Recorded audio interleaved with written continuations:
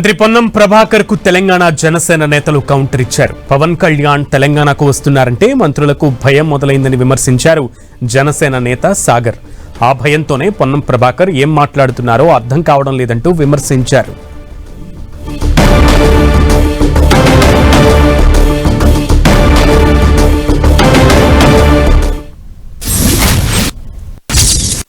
ఒక జనసేన సభ పెడుతున్నాం, పవన్ కళ్యాణ్ గారు సభ పెడుతున్నారు, క్షమాపణ చెప్పాలి, కొబ్బరి చెట్లు గుర్తొస్తాయి, సినిమా నటుడు గుర్తొస్తారు.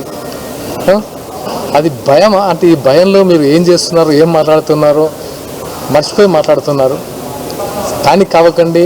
ఇంకా రాబోయేది కొత్త తరం పాలిటిక్స్, కొత్త తరం రాజకీయం రాబోతుంది. తెలంగాణ వచ్చి 12 సంవత్సరాలు అవుతుంది. ఇంకా తెలంగాణ భావాన్ని, ఆంధ్ర భావాన్ని రెచ్చగొడుతూ ఏం చేశారు తెలంగాణలో?